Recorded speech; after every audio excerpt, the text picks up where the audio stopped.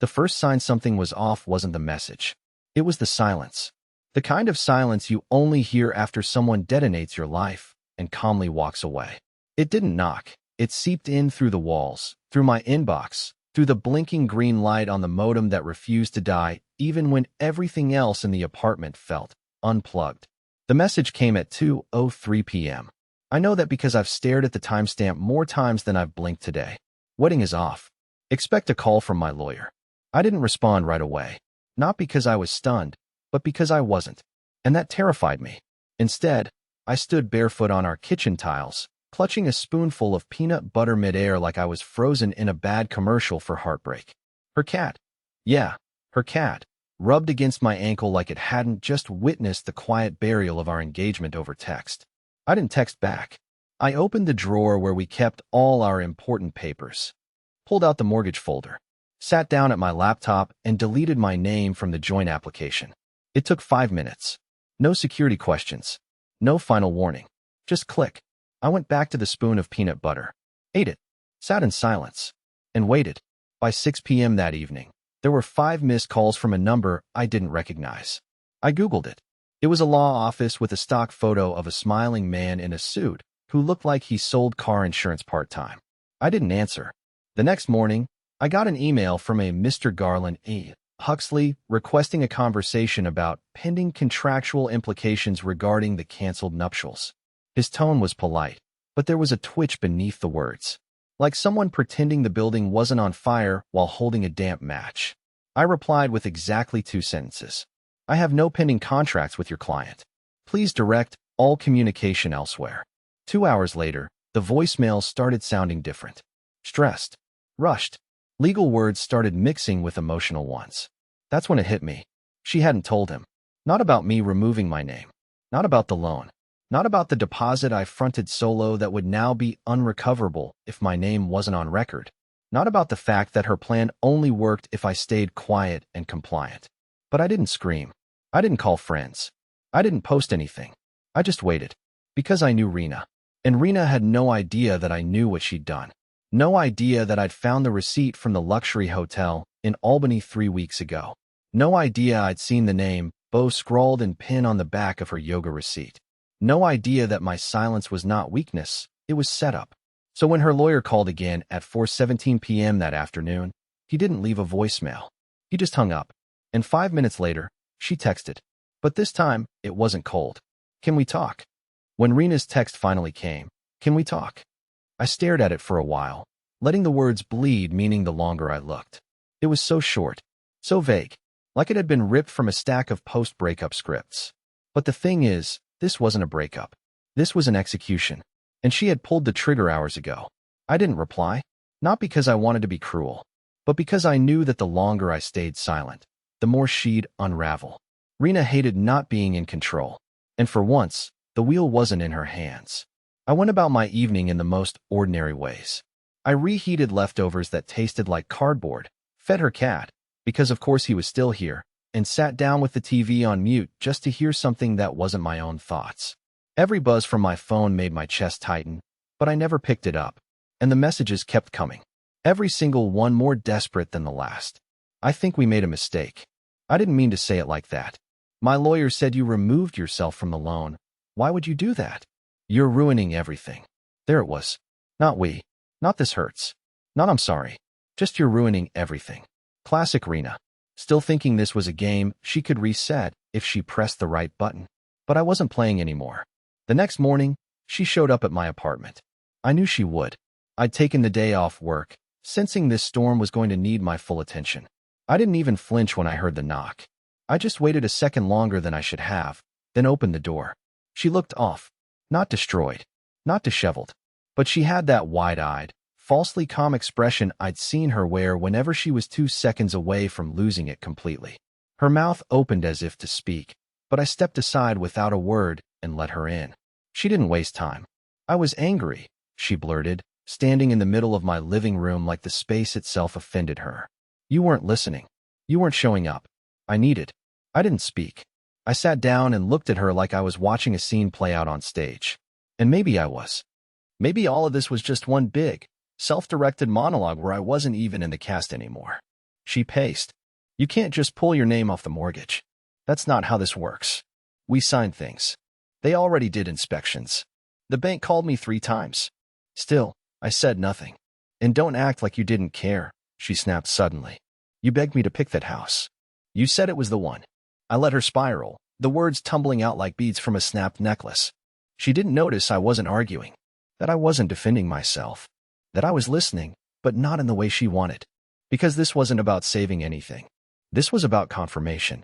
You said the wedding was off. I finally spoke. My voice didn't shake, even though everything inside me was still trembling like a fault line. You said expect a call from your lawyer. So I did what anyone would do. I let go. She looked like I'd slapped her. But not because of the words, because they didn't give her an opening.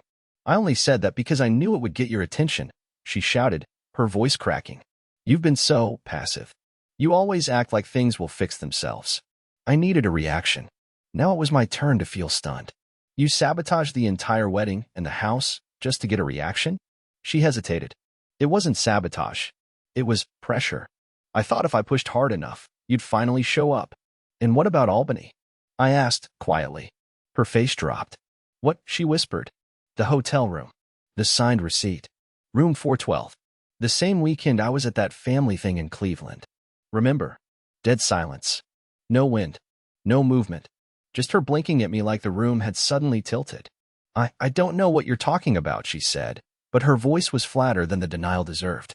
You stayed with someone. Bo. I don't know who he is yet, but I will. She sat down then. For the first time, she looked small. Not angry. Not manipulative. Just shrinking. Her armor was paper now, and it had started to burn. And I hadn't even told her about Nolan yet. Because Nolan? He hadn't said everything in that first call. What he said next would change everything. Not just how I saw Irina, but how I saw myself. And the worst part? He wasn't the only one who knew. The thing about betrayal is that it doesn't arrive all at once. It creeps in, layer by layer, peeling back everything you thought was solid until you're left staring at a version of your life you don't recognize anymore. That's how I felt when Rena sat on my couch, wordless, shrinking into herself after I mentioned the name Bo. That moment should have been the climax. But it wasn't. It was the prelude to something far worse. She left not long after. No dramatic outburst, no apology, no explanation, just a pale, quiet exit with a mumbled, I need to think. I didn't stop her. I just watched the door click shut and stood there for a full minute, not moving. It was like trying to breathe underwater. And then I called Nolan. He answered on the second ring, as if he'd been waiting. You okay? He asked. It was strange. He had the voice of someone who'd already mourned for me. Like he knew what I didn't. Not really, I said honestly. You said she'd been planning something. He exhaled sharply. Yeah, I wasn't sure if I should even call, but I guess I saw enough to know you deserve the truth. I work in the same department as Rena. We're not friends, but we used to be friendly. She changed a few months ago. Started showing up late, sneaking off during breaks.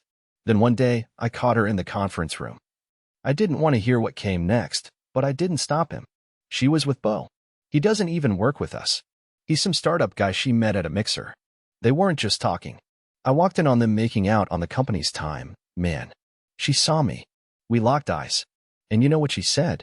He paused, and I could almost hear him cringe on the other end of the line. She said, you didn't see anything. Just like that. Deadpan. And then she laughed. My skin went cold. He kept going. That was the moment I knew something was off. Then I started connecting dots. She mentioned a wedding, your name, the house. She was bragging that you were boring but reliable, that you had great credit, that she'd be set up for life. I couldn't speak. My mouth opened, but nothing came out. My heart didn't beat faster, it slowed, as if conserving energy for impact. I confronted her a week later. Nolan continued. Told her I wasn't comfortable with what I saw. That if she was using you, she should just leave. She didn't take it well. Said I was just jealous. Said you were nothing without her. I didn't realize my hand had curled into a fist until my fingers started to ache. She said the plan was to marry you, secure the house under her name if possible, and then, her words, not mine, figure things out after the honeymoon.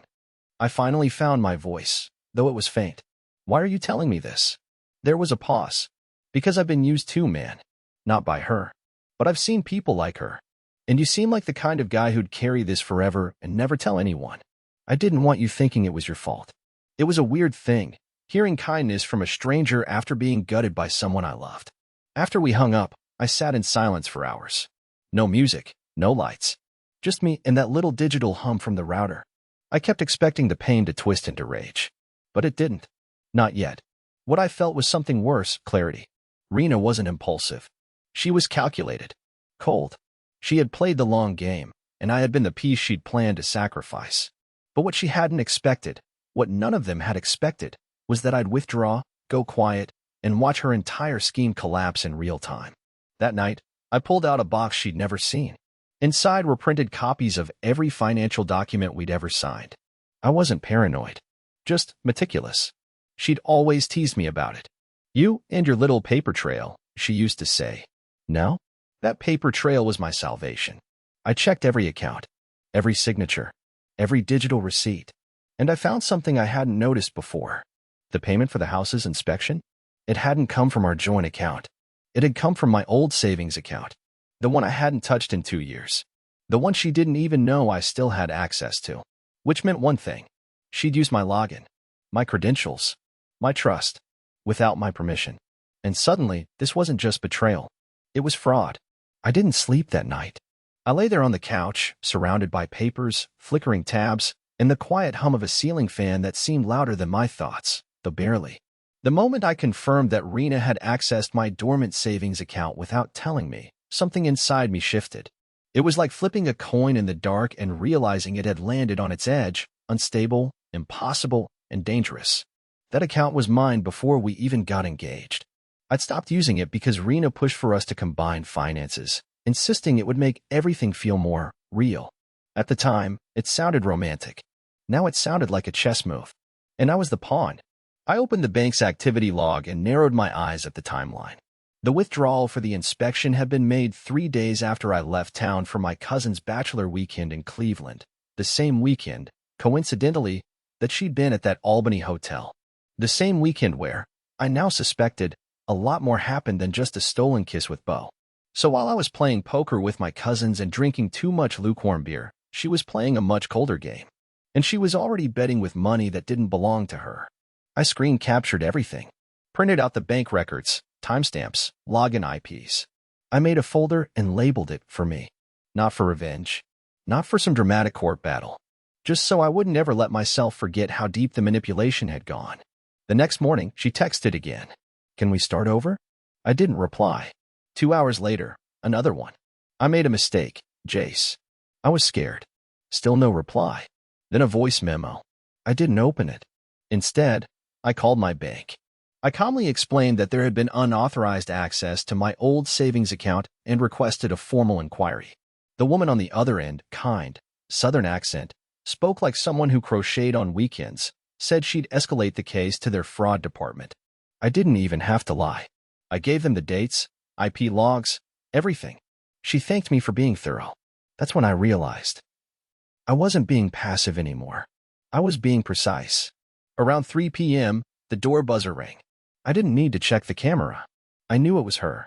I let it buzz 3 more times before I opened the door.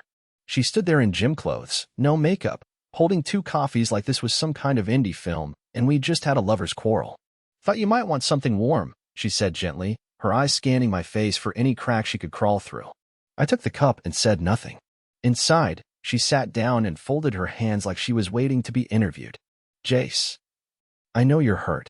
I know I didn't handle things the right way. But this, us, it doesn't have to be over. We've been through so much, right? I took a sip of the coffee. It was lukewarm. Fitting. Who is Beau? I asked calmly. Her eyes flickered. I already told you, he's no one. You didn't tell me anything. You avoided the question. She bit her lip. He was a mistake. Just a stupid fling. It didn't mean anything. I looked directly at her. You accessed my savings account while I was out of town. You used money I didn't authorize to pay for something you intended to own without me. Her face went pale. You want to talk about mistakes? I asked. That wasn't a mistake. That was theft. I didn't mean it like that, she stammered. We were going to be married. What's mine is yours, right? I leaned forward. But we're not married. And you said we wouldn't be. She started crying. Not sobbing. Just those quiet, deliberate tears that feel more like a tactic than a breakdown. I panicked, she whispered. I thought you'd leave first. I thought you'd find out about Bo, and that was it. I stood up. So instead of being honest, you set me up. You thought you could get the house, ride the wave, and then decide whether you wanted to stay married or bail. She didn't respond. I've already filed a fraud report, I said quietly. Your name is in the documentation. She stood then, slowly, like her body had lost half its bones. You're not really going to do this, she said, voice trembling. I'm not doing anything, I replied. You already did. I handed her the voice memo she sent earlier, still unopened on my phone. You can say whatever you need to in there, I said. But I won't be listening. And with that, I walked to the window and stared outside, back turned as she left the apartment. I heard the door click shut. But the truth? It didn't feel like an ending. It felt like the beginning of something she wasn't prepared for. Because Bo wasn't her only secret, and Nolan wasn't the only one watching. After she left, I stood by the window for nearly 20 minutes. Not watching anything. Not thinking. Just standing there, my breath fogging up the glass, her voice still echoing faintly in my head. I should have felt powerful. I had confronted her. I had caught her in the lie. I had control. But somehow, all I felt was empty. Like I had put out the fire in the room only to find the walls were already ash. I went to the bedroom, sat on the edge of the mattress we once shared, and looked at the mess of papers and folders still covering the floor. Among them was something I hadn't noticed before, a manila envelope I must have pulled out while gathering the bank statements. It had no label, just a little circle scribbled in pen on the back. One of Rena's habits when she wanted to mark something private. Inside were printed pages. Lots of them. I flipped through them lazily at first, assuming it was another set of loan documents or old wedding vendor agreements. But then I saw something that made my mouth go dry. It was a spreadsheet, not a financial one. A list of names, dozens of them. Each name was followed by short, coded descriptions. Reliable but clingy, too cheap, already hooked someone else, good fallback if needed, and next to mine. Jace, safe, loyal, credit score 800 plus, emotionally avoidant but easy to control. My heart stopped.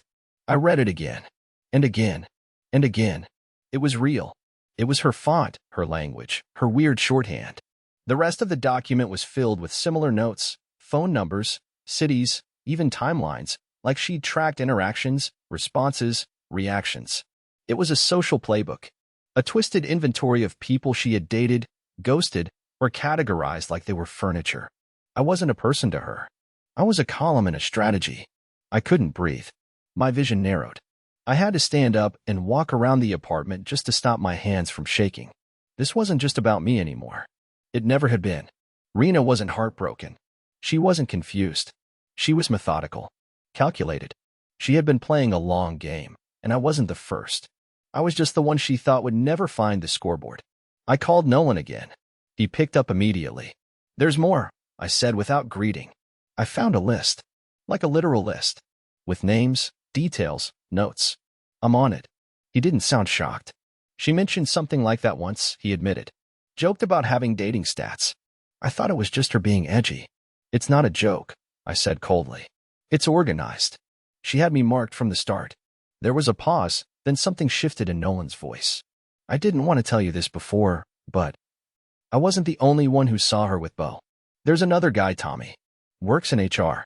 He told me last week that Rena had offered him $300 to look the other way about her visitor logs. Said it was just a friend, nothing serious. But she needed him to delete the record. I sat down slowly. The pit in my stomach stretched deeper. So she's been cleaning her tracks. She's been planning this, Nolan said. Longer than either of us realized. I thanked him and ended the call. Then I pulled out my laptop, created a folder, and started saving every file, every image, every document. I didn't know what I was building exactly. Not yet. But I knew I had to keep going. Around 11 p.m., another message came from Rena.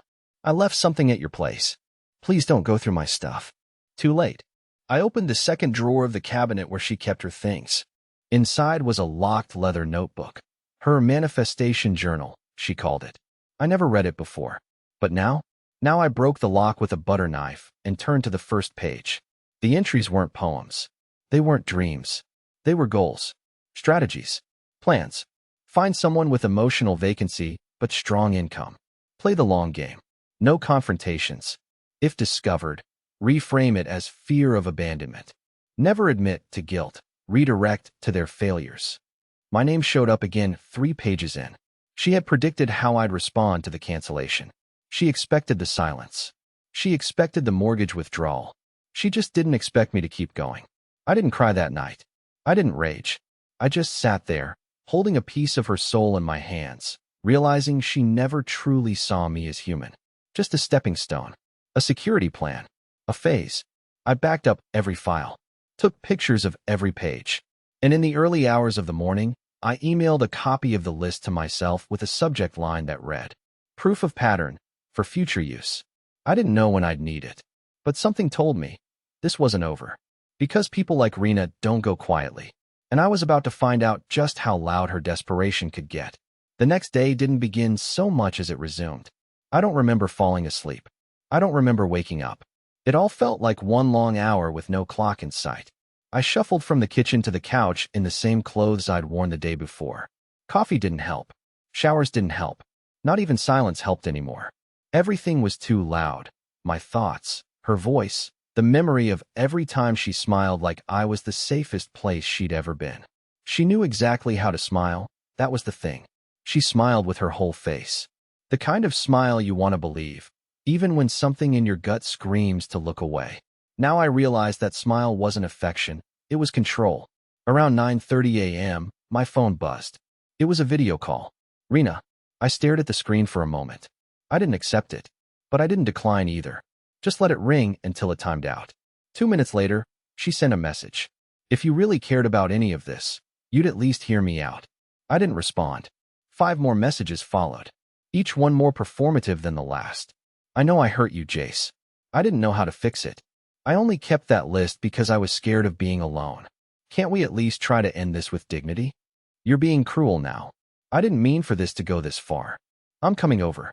We need to talk face to face." That last one lit a fuse in my chest. I replied simply, "Don't." 15 minutes later, she knocked anyway. When I opened the door, I saw a version of her I hadn't expected. No makeup, hair tied back, wearing one of my old hoodies. It was intentional, calculated nostalgia. She was trying to look like the girl who used to curl up beside me on Sundays and fake interest in documentaries. But I wasn't the same man who used to fall for that. "I just want to talk," she said softly. "No," I said. "You want to manage the fallout. That's different." She stepped inside without asking. I didn't stop her. I needed to see where she thought this would go. "I know how this looks," she began, pacing like a TED Talk speaker trying to win the crowd. "But it's not what you think." "You're going to have to be more specific," I replied. "Because I think it's fraud. I think it's manipulation. I think it's emotional conditioning over the course of a year. Am I wrong?" She froze mid-step. "You're not being fair." "No," I said. "I'm being exact." She sighed, lowering herself onto the couch like this whole situation exhausted her. "Jace, I'm not the villain you're trying to make me out to be." "Funny," I muttered, "because I've got a folder labeled villain behavior that says otherwise." That hit her. I could see the flinch ripple down her arms. She folded her hands in her lap like a student preparing for judgment. "I didn't plan to hurt you. I swear. Bo was a mistake. A stupid, meaningless. He was never the point." I cut in. "You using me was." She opened her mouth, but I didn't give her the space. "You mapped me, Rena, like a case study. You broke me down into categories and leveraged me as a tool for your stability. You calculated how I'd react to everything. You manipulated me into silence, then blamed that silence when I stopped being useful. You weren't supposed to find that list," she blurted, and then instantly regretted it. I raised an eyebrow. "That's your takeaway?" Her eyes began to water. "I was scared you'd leave me if I didn't have a plan." "You made me leave," I snapped. "You executed the plan and called it panic. You rigged the entire relationship with an escape hatch already open." The silence between us thickened. Then she stood, slowly, carefully, like she was approaching a wild animal. "I'll tell you what you want," she said. "The truth. All of it. But only if you promise not to send anything to the police." That caught me off guard. "Why would I do that?" I asked carefully. She looked at me, tears now genuinely forming. "Because Bo wasn't just a fling. He helped me open that account." My stomach twisted. "What do you mean, it helped?" She hesitated, and then it spilled out. "He worked for the mortgage broker. He offered to accelerate the process if I used you. Your score. Your savings. We were supposed to split the house afterward and fake a separation. I'd keep the property. He'd get a referral bonus. You were never supposed to get hurt. That last sentence almost made me laugh. You teamed up with a stranger to rob me of my future, and you're calling it clean? I thought I could fix it before it went too far, she whispered. But you found everything. And now he's threatening me. I stared at her. And for the first time in this entire twisted mess, I realized something I hadn't before. Rena wasn't in control anymore. She was scared. Not of me, but of Bo. I sat in stunned silence after Rena dropped Bo's name again, not as a fling, not as a mistake, but as an accomplice. It reframed everything. Bo wasn't just some smooth-talking opportunist she got tangled up with on a lonely weekend in Albany. He was in on it. A player. A partner. A co-conspirator. And now, apparently, a threat. Rena stood in the middle of my living room, arms crossed, hoodie sleeves pulled over her trembling hands. She didn't look manipulative anymore. She looked cornered, like someone who built a house of cards too high and watched it collapse in one gust of truth. Bo said he had connections with the mortgage firm, she said, voice low, almost shaking. He offered to fast-track the approval if I brought him a high-credit applicant who wouldn't ask questions. That was you. I swallowed the rising bile. And the plan was what, exactly? I asked. You fake the relationship, get the loan, dump me, keep the house, split profits with him? She winced like I'd slapped her. It wasn't fake, she whispered. Not all of it. I stared at her. That's supposed to be comforting? Her voice cracked. I thought I could handle it, that I'd find a way to make it right. But then he started asking for more, pressuring me. He wanted me to go through with the marriage. Said if we were legally married, it'd lock in more protections. Said you wouldn't even notice what was happening. I didn't even know what emotion to feel anymore. Rage and disbelief were playing tug-of-war in my chest, but there was something deeper beneath both. Disgust. Not just at her, but at myself. For not seeing it. For trusting so blindly. I started getting texts from numbers I didn't recognize, she continued. Threats. Weird voicemails with no words. Just breathing. Bo said if I backed out, he'd report me for fraud, tank both our lives, tell your family everything. He's unhinged, Jace. I don't even know his real last name. I narrowed my eyes. And you came here. Why? Because I don't know what to do, she said. Because I think I made a deal with someone dangerous. And now he's turning on me. I thought you deserved to know. You're the only one who ever, her voice cracked, saw me as anything worth saving. I almost laughed at the irony. You want me to save you? She said nothing. I stood and walked past her toward the kitchen, needing to put something solid between us. My mind raced, trying to untangle this grotesque knot of betrayal, greed, and now, threat. If what she was saying was true, this wasn't just emotional manipulation anymore. This was legal. Maybe even criminal. I opened my drawer and pulled out the flash drive I'd backed everything onto. The list. The transaction logs. The forged logins. The notebook scans. I held it up. I was going to take this to the police, I said. She nodded slowly, tears streaming now. But now I think it might be safer to go higher. She looked confused. What do you mean? Bo's not just a con man. If he has access inside a mortgage company, he's part of something bigger. If he's done this once, he's probably done it a dozen times. You think you're the only one who played decoy? Her mouth fell open. I didn't even think. No, I cut her off. You didn't. You were too busy playing predator to realize you were being hunted too. There was a knock at the door. Both of us froze. One knock. Firm. Precise. I looked through the peephole. No one was there. My spine went rigid. I opened the door just an inch, nothing. But there, taped to the outside of the door, was a single white envelope. No markings. No stamps. I pulled it down slowly and opened it. Inside was a printed screenshot of my apartment's lease agreement, with one sentence scrawled in red Sharpie across the top. You're asking the wrong questions. There was no signature. No return address. I looked back at Rena, who now looked white as a sheet. Her knees buckled slightly, and she slumped into the armchair. He knows where you live, she whispered. He knows you're involved now. I nodded, folding the paper back into the envelope. And that means he's scared. She looked at me, confused. If he was really in control, I said, he wouldn't be warning us. He'd be acting. What do we do? She asked, voice small. I stared at the envelope again, then turned back toward the flash drive. We give him a reason to act. Her eyes widened. What does that mean? It means we lay a trap. I opened my laptop, plugged in the flash drive, and began drafting an email. Not to the police. Not yet. To someone higher. Someone who investigates patterns. I typed the subject line slowly, deliberately. Urgent. Mortgage fraud pattern involving internal collusion. Multiple parties at risk. And then I hit send. Rena looked like she might throw up. But me? I finally felt calm. Because for the first time in this entire mess, I wasn't reacting. I was moving. And the fallout was just beginning. The days that followed were a blur of cold coffee, quiet tension, and cautious strategy. I didn't leave my apartment unless I had to. I didn't answer unknown numbers. I double-checked every lock, scanned the street before stepping outside, and made digital copies of every single piece of evidence, stored on 3 different encrypted drives, one of which I mailed to my cousin across the country without telling anyone. I didn't tell Rena where I'd sent it. I didn't even tell her where I work now. Not because I wanted revenge, but because, for the first time in years, I was protecting me. The agency I reported Bo to, along with the bundled documents, timelines, and screenshots, replied 2 days later. It wasn't flashy. No sirens. No agents at my door. Just a short, professional email that began with, "Thank you for your detailed submission. This is not the first report we've received about this individual." That line hit like a quiet earthquake. I wasn't the first. I wouldn't be the last. But maybe, I was the one who finally gave them enough to move. The next time Rena showed up, she didn't look smug or scared. She looked hollow, empty in a way that wasn't fake anymore.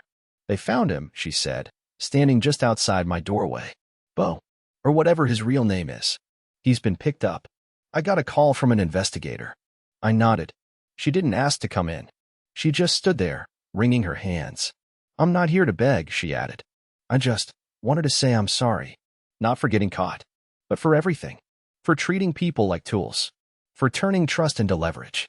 I didn't say anything at first. Just watched her. Not with hate. Not even with anger.